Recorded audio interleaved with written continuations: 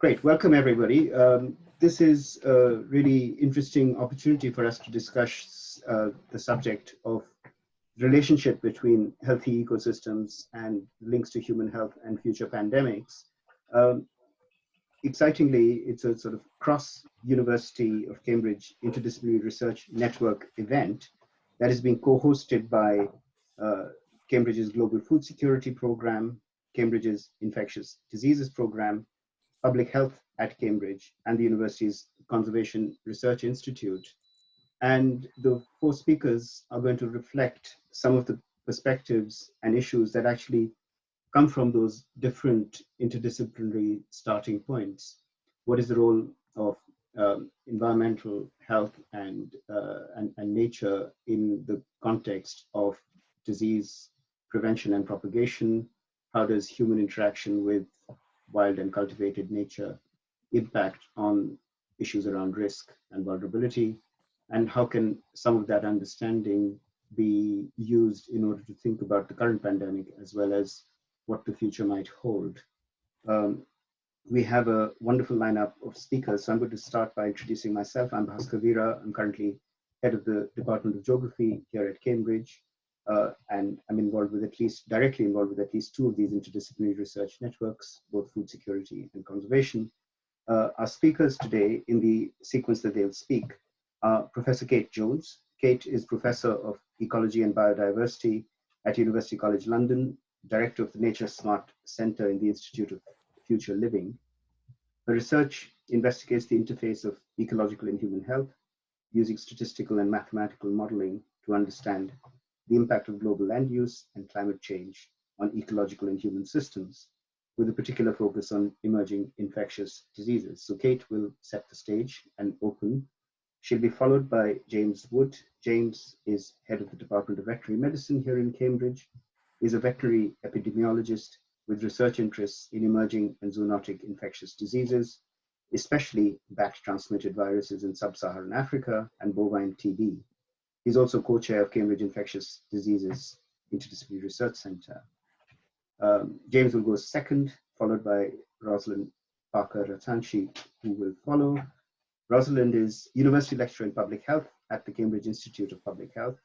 She's a clinical academic with a research interest in sustaining HIV and STI care using innovation in Africa. She trained as a clinical lecturer in genitourinary medicine at St. Mary's Hospital, Imperial College London, and has an honorary contract at Cambridge University Foundation Hospital. And our final speaker is Dr. Shailaja Fennell, who's currently University Senior Lecturer, soon to be reader in the Department of Land Economy at the University of Cambridge. She's a co-investigator on Tigris, which is a research program which is studying how to improve crop productivity and water use in India, identify appropriate crops and farming practices for sustainable rural development, which has been funded by the Global Challenges Fund of UKRI. So as you can see, we have four extremely well-qualified people to speak to the subject. You don't want to hear me, you want to hear them. So I'm going to hand straight over to Kate, who's going to kick us off. Thanks very much for the introduction, and it's a big pleasure to be here virtually on Zoom at the symposium. So I just wanted to kick us off with understanding the major drivers of zoonotic disease emergence, so that we've got some kind of background to focus on when we're thinking about the policy implications for this and how to prevent it.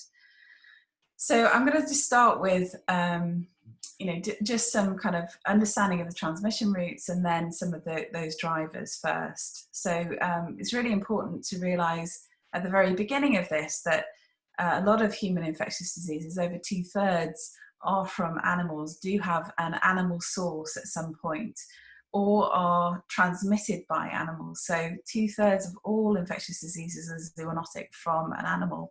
And then, majority are vector-borne as well, so like malaria, for example. So when we think about understanding diseases and disease transmission, it's really fundamentally an ecological problem. So it's about how we change those transmission dynamics between people, wildlife, and domestic species. So if I just talk to you a bit about this part of the slide here about how zoonotic diseases are transmitted. So if you just think like a pathogen, this is just a pathogenic organism like a virus, a bacteria, protozoa, or a fungi, they've got a lot of options when they spread from animals to people. So you can have things which transmit directly. So this is through contaminated water or urine, feces, or direct bodily contact.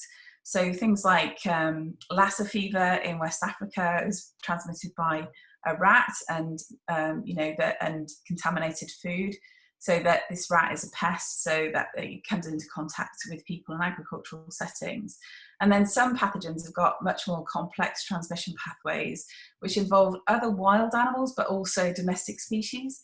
So domestic species can act here as intermediaries between these hosts, reservoir hosts, and humans. So that an example of that would be like Nipah virus, which emerged in Malaysia in 1999. So that was from a wildlife host into pigs and then into the farmers.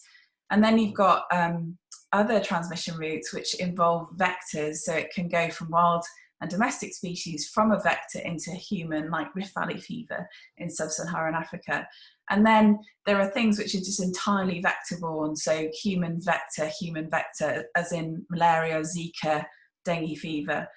So only like without vectors though, only a tiny fraction of these zoonotic pathogens are capable of causing self-sustaining disease outbreaks, i.e., you all heard of this, have reproductive rates of greater than 1. So, and you've heard of all of them, they're all really famous, like Ebola or Lassa fever. So you've got things which have got R-naughts of greater than 1, like 2.7 for Ebola virus, and 5.6 for the SARS-1. So so it's very rare that things spill over that are self-sustaining and can cause a problem. So only a tiny fraction of diseases can do that. So what's the evidence for disease, an ecological factor which promoting disease emergence? Well, we think that it's this change in transmission pathway. So if you can see this one on the right here, we're changing the transmission pathways between wildlife, humans, and domestic species with our actions, anthropogenic pressures. So it could be increasing deforestation, wildlife trade, agricultural intensification. These are likely to be key global drivers, changing this animal-human contact opportunities, and then subsequently the patterns of pathogen spillover. So there's been quite a lot of intense academic debate around exactly how this happens, like what are the processes. But we kind of the weight of the evidence is showing that more biodiverse communities are associated with decreased spillover risk. So it's kind of these challenged ecological communities which are kind of depauperate or have abundant species of things which can survive in these degraded landscapes. They're more of a risk to us. So there are growing evidence that creating these very strange and degraded communities can cause spillovers to be more likely into human populations. So thanks very much. That's it. Kate, thank you very much, and thank you for being efficient with your time. I am going to encourage people to use the chat function within Zoom if they have questions, but we're not going to stop for questions between the speakers. So if I can ask James to follow, but please do keep your questions coming in the chat, and I'll try and pick up on them when we move over to the discussion session. So James, over to you. Thank you very much, and thanks, Pascal, for the invitation to talk today. I think I've got a great advantage in following after Kate, because she's done a fantastic job at setting the scene in terms of describing all of these key. But one of the things that I think is really evident from what Kate has just described is that most of the drivers are affected by anthropogenic behaviour. The drivers are anthropogenic. So it's how we behave, how we influence the world around us, how we act in the world around us is the most important thing for us to consider in relation to future pandemics. And I think that this is something that is both a good thing because we can influence that, but also a bad thing because actually people's behaviours globally are incredibly difficult to influence in a positive way. Kate has described very clear evidence that that most emerging infectious diseases come from animals, and many of them do come from wildlife. So how we interact with space around wildlife, as Kate described, can be direct from a direct interactions with wildlife, or going with infections spreading through intermediate, often farmed or owned animal, managed animal populations can provide a really important bridging host between wildlife and humans when we're thinking about zoonoses causing pandemics in humans. I've been working with friends and colleagues of Kate's and many others in sub-Saharan Africa and other institutions in the UK, especially ZSL, thinking about stages and drivers of spillover. And there are many different processes that underlie pathogen spillover. And these have attracted a huge amount of attention. This can include where the reservoirs of particular pathogens are, where the pathogens are within those reservoirs, what the density of pathogens and their hosts are, and where they're distributed, how the bug's excreted, how well it survives outside of the host. What are the exposures of humans to those? And then when we're thinking about post-exposure in humans, what are the physical barriers to them becoming infected? What is our innate immune system? How well is it evolved to resist that particular pathogen? And then can the pathogen replicate in the host?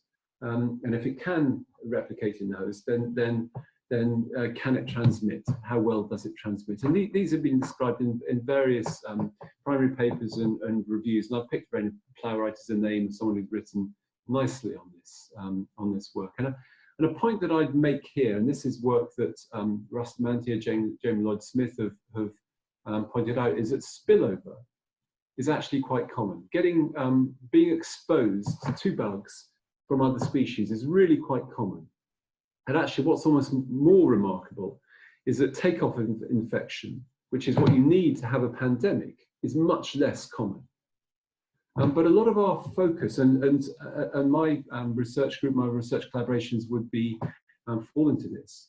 A lot of our focus has been on things to try and deal with spillover and counter the whole issue of spillover.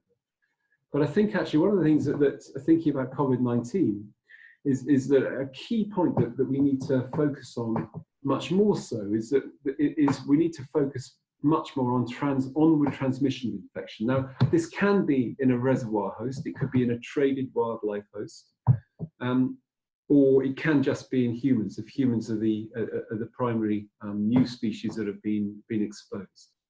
And I just want to use the example of Ebola. So we know with Ebola that we get really serious, occasionally massive outbreaks that can go on for months or years. The majority of outbreaks of Ebola are relatively small. So we know that Ebola can transmit quite well in the human population in sub-Saharan Africa, where the infection is endemic in wildlife.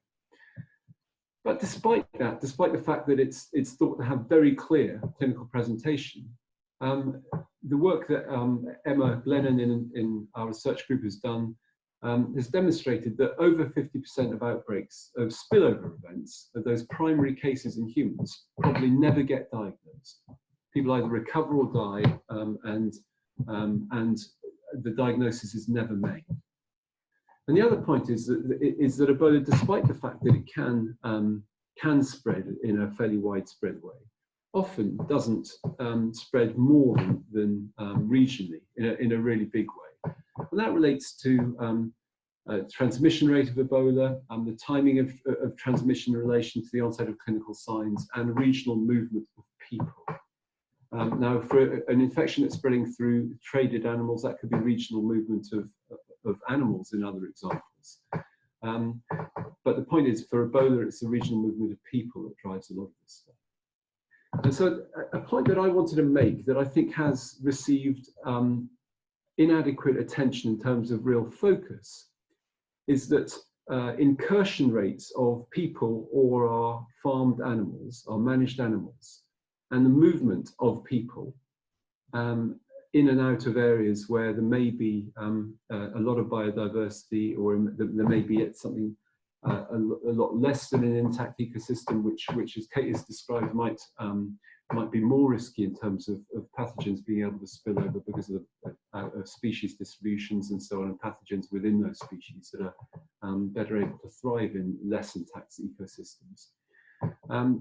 It's the movement in and out of those systems of animals and humans, and and the density of those movements that I think requires far greater attention than is received thus far in the past from us as a biological science community that have focused very much on these important biological mechanisms that underpin spillover. And I think that the early diagnosis and response to outbreaks is also a major driver or inhibitor of potential pandemics. And early diagnosis and primary healthcare never get the attention in parts of the world where pandemic emergence is most likely and should.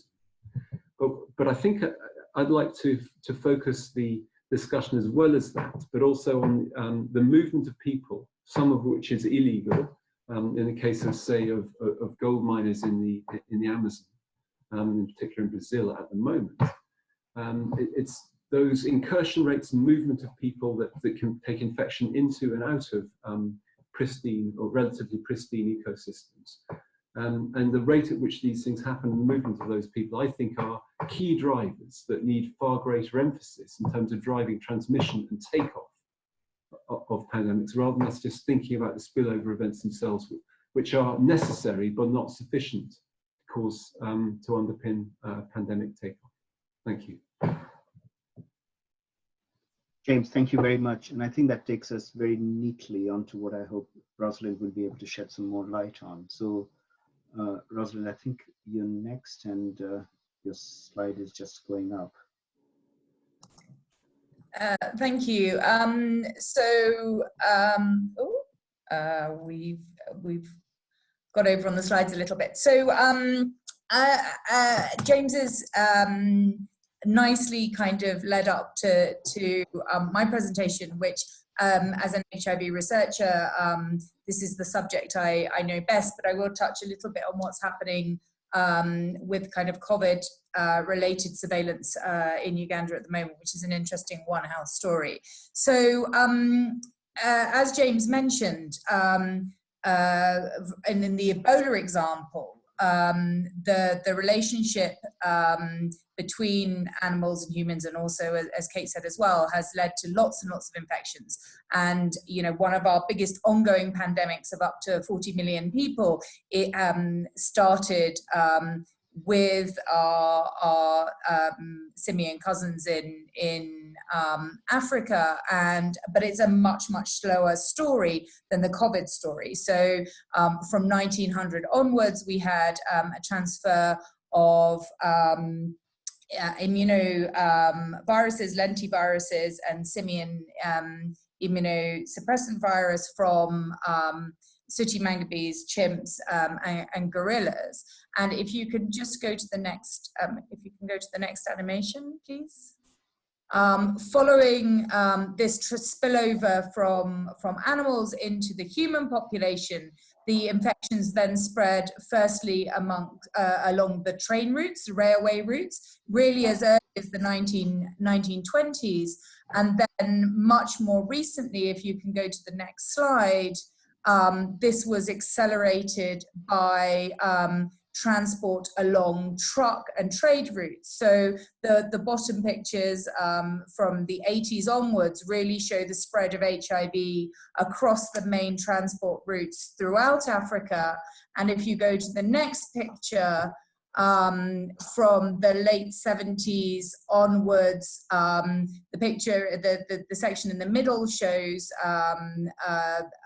Central Africa, including DRC, and then spread from there of different HIV infections across the world. So we've seen this way before COVID, and HIV has been extensively studied, which gives us some indication and ability to see how things spread in a much slower way.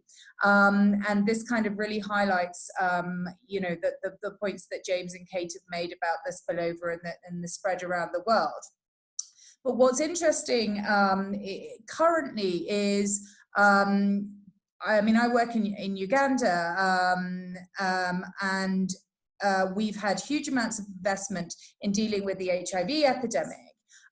This has then been accelerated as part of a global health security funding program to really use those platforms that were built for HIV to layer on surveillance for especially dangerous pathogens. So in our part of the world, we've had sporadic Ebola, viral hemorrhagic fever outbreaks, both in Uganda, over in DRC for very, very many years. And as James was mentioning, sometimes these don't get diagnosed, sometimes they get diagnosed in small numbers, and sometimes they, you know, lead to a massive outbreak. What's interesting in Uganda at the moment is investment in this global health security mechanism seems to have been very quickly lifted and shifted to COVID response. And Uganda, which has trained most of its border town clinicians and nurses to do really intensive surveillance for anything that looks a bit strange, has managed to actually do better than most of the surrounding countries in what James was talking about, the early detection, the surveillance, and the control mechanisms. So we now have about 1,000 cases of COVID in Uganda, no deaths yet, which is pretty impressive.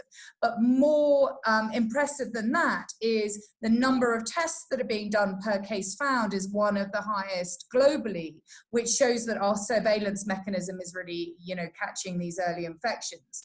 And this is despite the fact that the borders around us from Kenya, Tanzania, Rwanda, DRC, and South Sudan are importing daily about 10 or 12 new infections, sometimes up to 25, and yet these are being tracked very closely. So I think that in a way, in amongst all of this kind of challenges we've had, what it's nice to see is the investment into One Health surveillance is now starting to bear fruit in a pandemic situation. Thank you very much. And I think I'll ask Shailaja to follow immediately with the final presentation, which is now going up on the screen. So Shailaja, over to you, and then I'm starting to get some questions on the chat already, so we'll open it up to discussion straight after that. Thank you, Bhaskar. So I'll just go into my slides. I think the point that Rosalind made just picks up very nicely for where I'd like to begin, about the overlaying of pandemics and the way we understand them. What I'd like to bring in particularly is the overlaying in relation to the implication for human health and nutrition and its relationship to social relations. So at the moment, what we know, and again, Rosalind, thank you so much for flagging up the unique case of Uganda. I mean, it's a very powerful example. It's very important to understand that across sub-Saharan Africa, and also Southeast Asia. So Vietnam has been actually an outlier of doing this very well. COVID has brought to our gaze also the way in which social interaction in different parts of the world with health professionals can be a powerful method to control or flatten the curve, as we all got used to saying. But what I like to emphasize is the downside. If one doesn't have a well-functioning health system, then the countries that are already vulnerable from prior either natural or human disasters become very vulnerable to new pandemics. And so what we've got, and this is work from the World Bank, which is now rolling up loans to different countries in sub-Saharan Africa, their concern is this stacking of shocks, if you like, as an economist would say. So one is where you have logistics of food, which is difficult already. And so you already have problems if you have either a very densely populated urban environment, like you'd have in shanty towns, and maybe we can't control and social distance, but also in areas just sparsely populated, how does one deliver food? So there isn't a golden norm in which one can manage communities unless one understands those communities. Furthermore, as I've said, these pandemics that are coming, and COVID is the case that I'm looking at, are also linked to other forms of pandemic. And I want to flag the case of the locust plague, and the language itself is talking about, grand plagues. But locusts are really interesting because they emerge particularly where conditions are better for them, not necessarily better for humans. So James' point about human and zoonotics. And so the current and the link to climate change, therefore, is very important. Warmer weather with greater rainfall, like we see in the UK. Heaven forbid we have locusts here, but the combination is wonderful. And strong winds, like we've had last week. And that, if you like, takes me from the words to the slide at the bottom right. You see the spread of locusts. And there have been 3 waves of locusts already this year. And what I'd like to do is give the example of Ethiopia to show the specifics. So what we've got here, and the picture on the left is linked to that. So Cyril Fernand, who I've quoted, is leading the effort in East Africa. And he says locusts are a bit like the coronavirus. A rapid and effective response in one place is not enough. You need to also link it to a rapid response in another case. Because we know that locusts go between 90 kilometers, 150 kilometers in one movement. And so if one thinks about that and its relationship to food supply, one immediately starts saying, oh, how do we feed the population? I'd like to add, there is heterogeneity in these populations. So it might come as a surprise to some, others will be well aware that between January and April, there was already locusts in Ethiopia before we had COVID. And now we have COVID. And in the first 2 waves, Ethiopia lost a huge amount of land to locusts, but there was at least twice as much concern about the food, but the loss of land to grazing, which is much more important in East Africa, was 1.3 million hectares in Ethiopia. And the loss to food crop was 200,000 hectares. So I'm not saying food is not important, but what kinds of food to what kind of livelihoods of community. So if we take this idea of shocks to the system and multiple stacking and link it to the fact that locusts move and move very quickly, then what we're saying is fixing one pandemic doesn't mean that you've understood another problem. So you sort COVID out, locusts move, they make another area hungry, and that area becomes hungry and then gets COVID. So South Asia now has COVID. It's a hungry area. It's got locusts. And we can say more about that from Tigris. And that takes you to my top right-hand slide. And one can see that there are multiple challenges from climate change.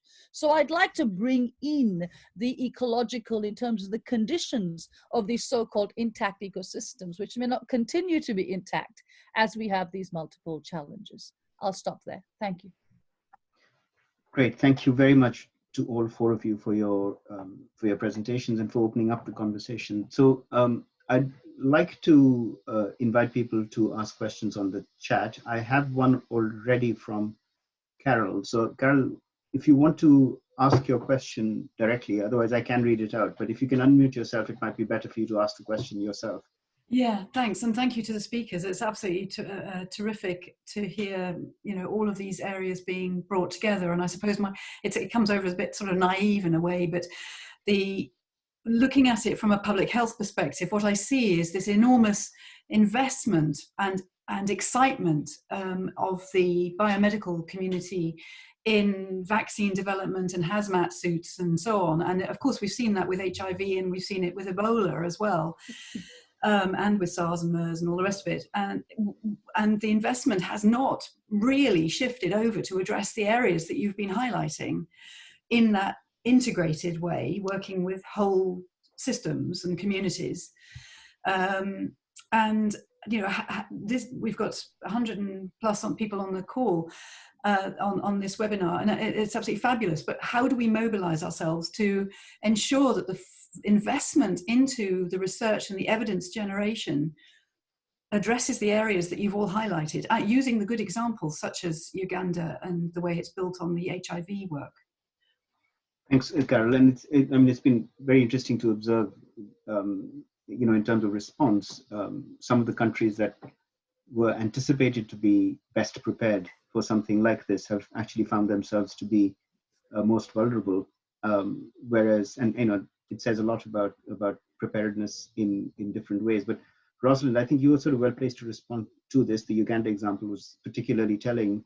But anyone else, James or Kate or Shailaja, if you want to comment as well. Yeah, I mean, obviously it's a difficult question, Carol, but I think, you know, the One Health investment, the global health security investment came out of the shock to the system from the West Africa Ebola outbreak.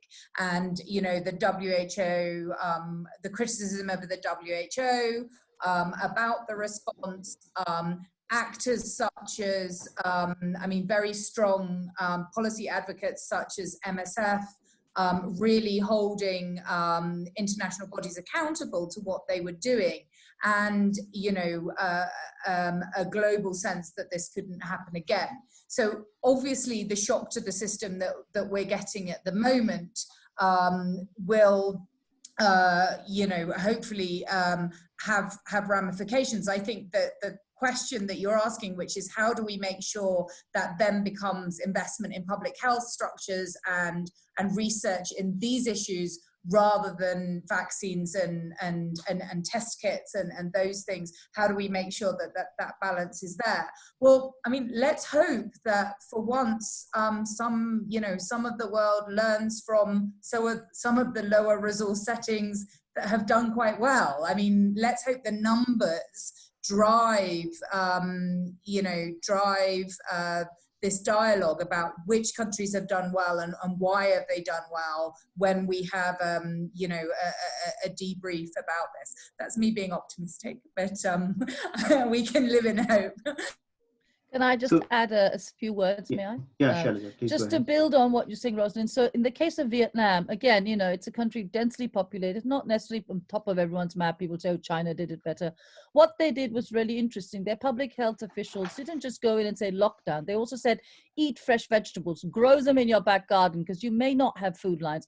And most particularly, breastfeed your babies, even if they're beyond that age, because you'll give them immunity. And that was done, and there was a daily checkup. So it was almost like, as you said, where you've got an HIV system or other systems, your health worker becomes trusted, and they can then create behavioral change. And this, I think, needs to be emphasized hugely. Vietnam or Uganda might be countries that we in Cambridge and others working, we need to actually work with the Global South because they can teach us lessons. Can I maybe add something? Maybe a challenge to the people on the call here. So there's a really massive disjunct. I know we talk about One Health, but that is, you know, a more recent thing that's developed between mainly animal health and human health rather than ecologists and animal health and public health. So the problem really is that the public health people do not speak to the ecologists, and the ecologists, and I'm all looking at you, do not talk to the public health people.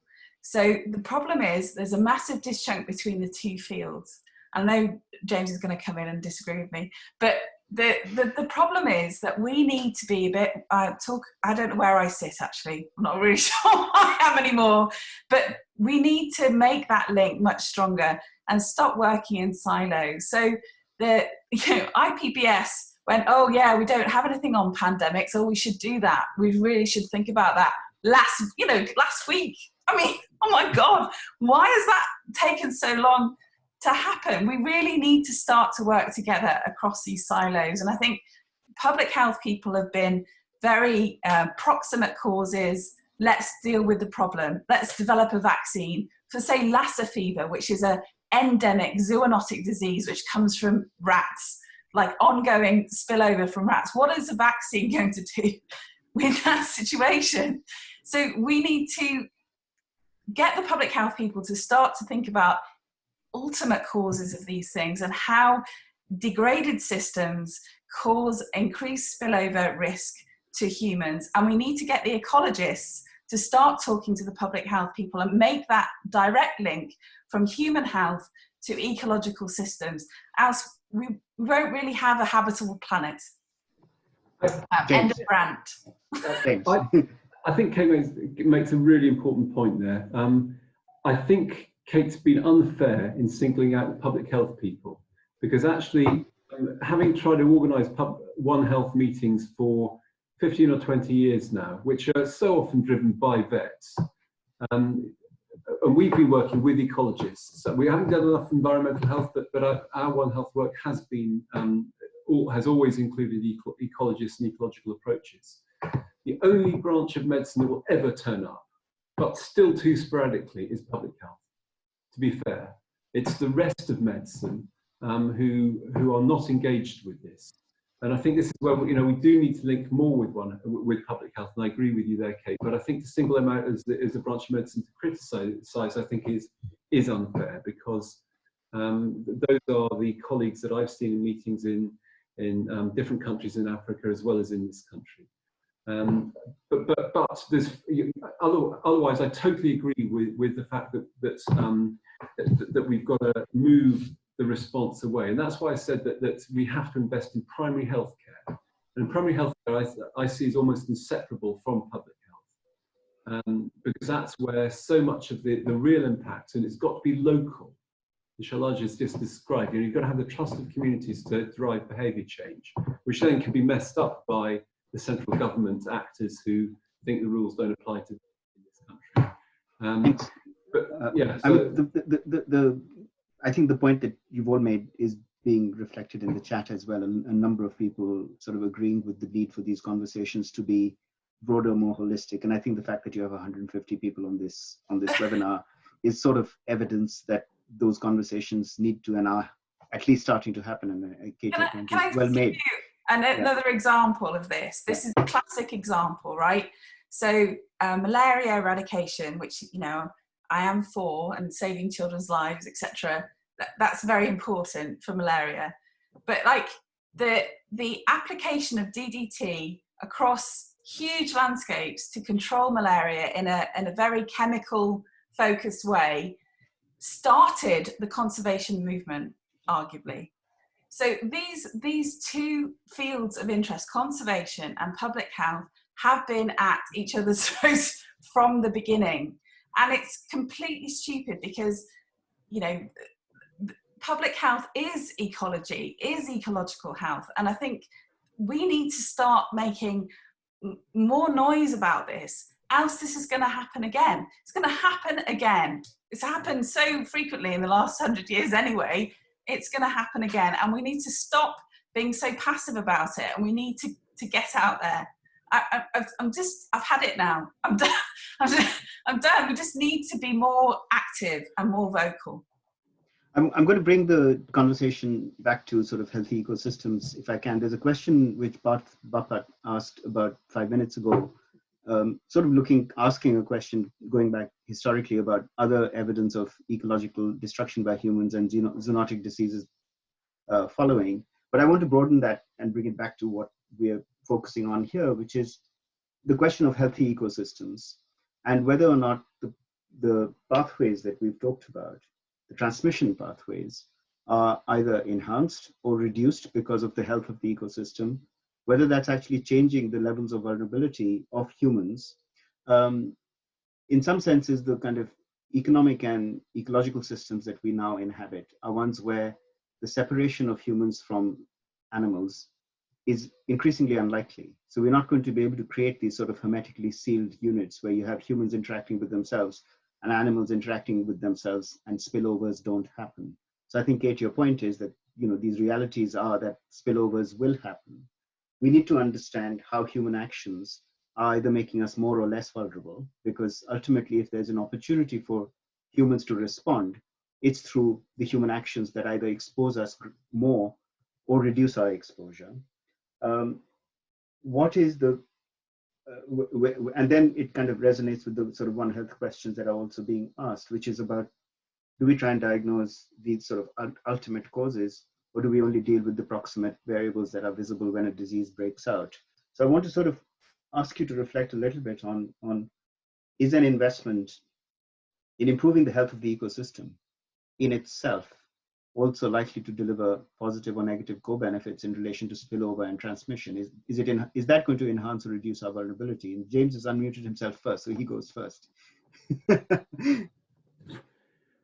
So I mean, there will be others on the panel who've got a more expansive, more view. But I think that a key point I want to emphasise, which again is a degree of repetition, is that I think that a bigger driver of whether or not an ecosystem is healthy is going to be how many people are piling in and out of it, in terms of whether or not an infection is going to come out of it. You might make spillover slightly less likely or more likely by having a healthier ecosystem. And I'm sure Kate has got great arguments around dilution coming from healthy ecosystems, which I'm sure are entirely valid. But I think the biggest driver, and the one that we can do most about, is the potentially at least is the driver of the movement of animals and movement of people in that. And some of that could be farmed animals, some of that could be live, harvested animals, and I think that's an area that we really should be focusing on. Bhaskar, may I just add Shailaja, a small please. point? Go Just ahead. to go back, if I may, to the locust example. The costs of this also need to be understood in terms of what's possible in terms of transmission drivers. So, of course, the immediate short-term cost in any pandemic is bring the thing under control. In the case of locusts, it's really interesting. Across East Africa now, we've had 400,000 hectares that have been controlled. But going back to Kate's question, how? If you're pouring insecticide on these insects, where they die and fall, you are destroying the soil. This is a really poor management of the disease, which will further deteriorate the way in which the land can be used and have to be cleared before the next season comes in. And there are 400 billion locusts calculated that were exterminated. Now you can say that's great, you know, we kill so many of them, but the cause of 400 billion locusts falling down, which have been infected by insecticide, it is just a completely bonkers situation. So I couldn't agree more that our attempt at controlling disease and pandemics is extremely short-termist, and we don't think about even the cycle of the animal or the particular species concerned. And I couldn't, you know, I think that's one side. The other side of the transmission is the point about repeated malnourishment. If you're going to communities which are really hungry, it makes little sense to say, spray these creatures, because in many communities, people eat locusts in a normal year. Why are we not thinking about the human-animal interactions that can be more beneficial, taking up your point, Bhaskar, the fact that we will have to coexist in greater proximity rather than less. So one question and one comment. Thank you. Kate. I guess I would add in something about the complexity of the system.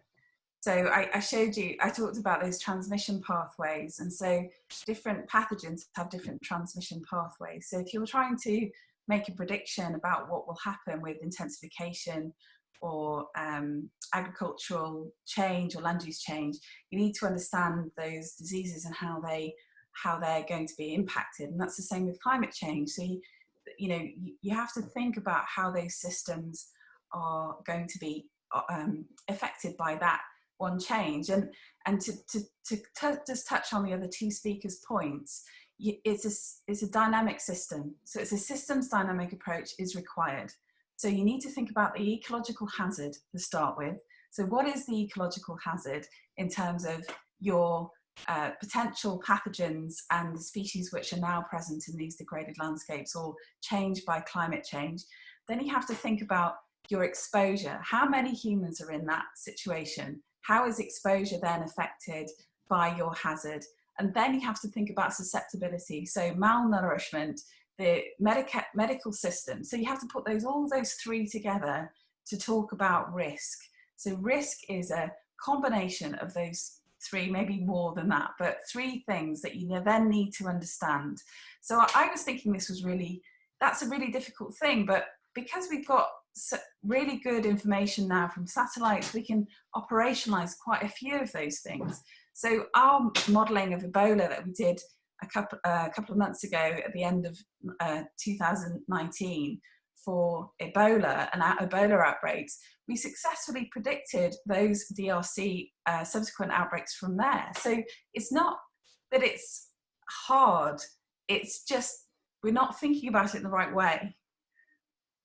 That's all I have to say about that. Thank you. Rosalind, do you want to? Yeah, I just wanted to say one thing we haven't touched upon, and thinking about the Ebola situation in DRC and the situation we have in northern Uganda at the moment, is the effect of conflict on this. So how conflict can add to all parts of those three things that Kate was talking about, and it just adds another dimension of mess on top of the complicated structure. And I didn't want to say anything more than that, other than we ought to mention it, because that often drives or layers upon, like the locust, layers upon an extra layer of complexity that we have to deal with. There's a few questions in the chat, but I'll try and bring them together, but and I'm also conscious about it being almost 11:50, so this might be your final comment back. But I mean, we've seen in the current context some sort of immediate responses. For example, the closure of wet markets, the desire in some countries to separate human populations and animal populations. So one of the comments on the chat is about work in India and the suggestion that by keeping humans out of protected areas and wildlife areas, somehow the disease transmission pathways would get protected. And I think the question there is about this possibility or even desire to keep human and animal populations separate. How feasible is that, given that we haven't evolved ourselves towards a fully vegetarian species yet, given that we rely on inputs of animal products into our human systems in all sorts of ways, both farmed as well as wild? Is it sensible to be thinking about actually breaking that relationship between humans and animals, or is it about better managing the risks associated with what is effectively an integrated system? James, this is squarely to you. I do have very strong views around this. Yeah. And I think that the exclusion of indigenous people from the areas of the world that they've always lived in is wrong, appalling, and probably criminal in most measures of international law, and should be. And when the exclusions are backed up by, in some cases in India, shoot to kill policies to exclude them from tiger reserves, and so many other examples like that. So repeated beatings of the Baka pygmy in the Congo Basin in WWF sponsored areas. I think we've absolutely got to stand up against that complete con that it's got anything to do with conservation. It's just wrong, so that's a very strongly held view. I think that I'm not aware of any pandemic since we started studying them that come out through indigenous people and their interaction with the communities that they are part of. You don't have an intact ecosystem without people in it. People have been everywhere in the world pretty much forever, certainly certainly in living memory. My view is that we should be focusing on the things that matter in relation to pandemic emergence and conservation, and not undertake appalling exclusionary tactics and policies that victimize some of the most vulnerable and marginalized people in the world. Thanks. Kate, I mean, there were some immediate responses from conservation organizations that sort of potentially threatened to go in a direction that James certainly wouldn't approve of, which is about separation of humans from these conservation areas. And I know that many in the conservation community have a much more nuanced view on that. I just wondered what your thoughts are. I would say that you have to think about these processes that promote spillover.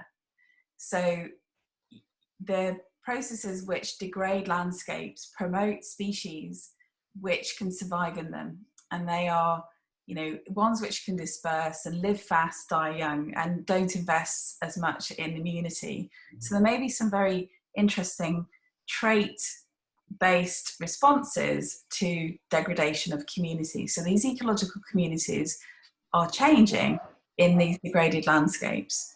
So it is more likely that you're it's more likely that you'll get a spillover happening from these degraded landscapes than you are then in these pristine rainforests or pristine areas. So just to flip your question over, it might be better to restore some of these landscapes and live at a lower density. I know Andrew Barnford's on here, so that's this land-sparing, land-sharing idea, but it might be better to live in more intact communities where you've got less of a chance of a spillover happening.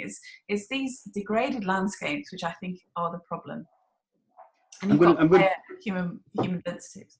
I'll conclude with a question which was asked also, which is around whether there are examples of governments that are trying to integrate some of these, you know, very important disciplinary and other traditions together in response. And maybe Rosalind, from your own knowledge of what's happening in Uganda and elsewhere, I mean, are there good examples of effective governance response, which picks up on all the kind of dimensions of today's webinar? I know we've got a limited amount of time, and I'll ask Shailaja to conclude on that as well. So from a policy perspective, how can we pick that up? And if those could be the final two comments. So Rosalind first and then Shailaja.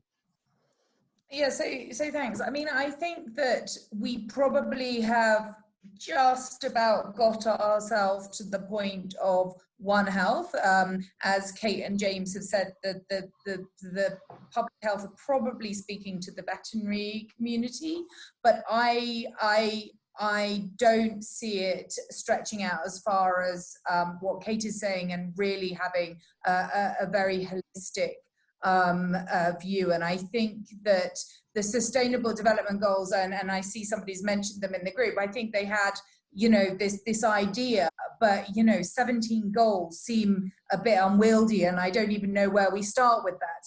So I think that there is some will there, but I don't think it's pushed far enough yet, and I don't think it's holistic enough. And I have to say that, you know, my brain is buzzing after this, and we'll take the criticism that's thrown at us, but I think there's a lot more to do.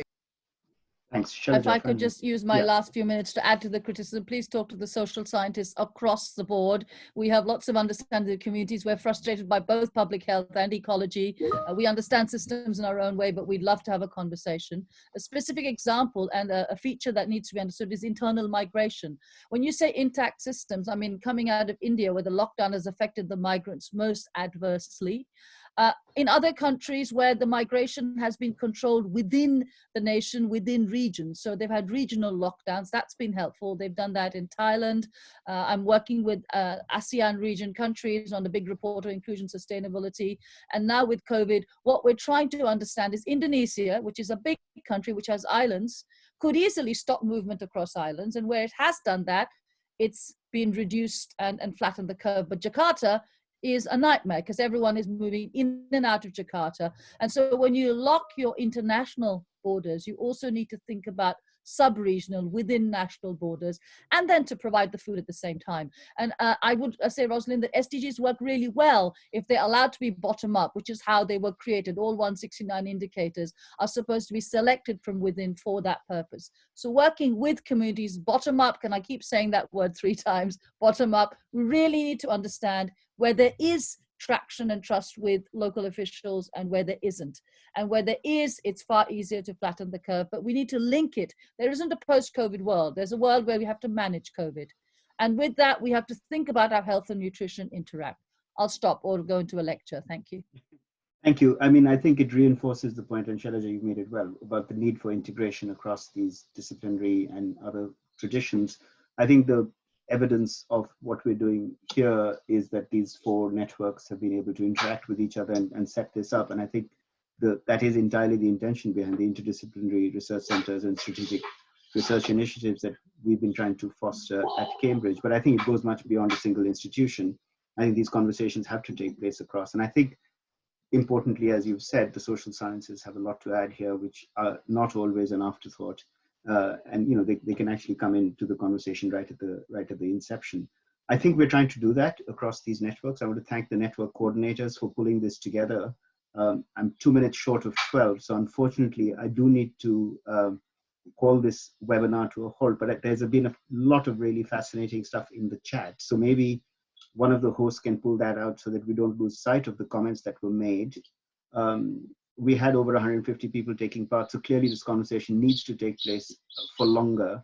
I think we're going to have a sort of cross-network meeting to follow up. I'm sure we need to do this, but thank you to all 4 speakers for setting up the conversation. Thank you to everybody who's listened. And hopefully this is the start of a much more productive dialogue across these issues, which are extremely important. I mean, I need hardly add. We will try and post the recording somewhere public so that people can pick up on it. And then let's see whether we can actually take these conversations forward rather than just making this a one-off event. So thank you to those who've taken part, and I think we should stop. Askar, we should also thank Kate for coming in from outside Cambridge to share her knowledge with us, which has been a fantastic addition. Wonderful to have you here, Kate. You're always welcome. Thank you. And thanks for chairing. Yeah, thanks, Bhaskar, for chairing. All right. You made it very easy. I just had to listen. Thank you. Bye-bye. Bye. Bye, everybody. Bye-bye. Bye-bye. Thank you. Bye.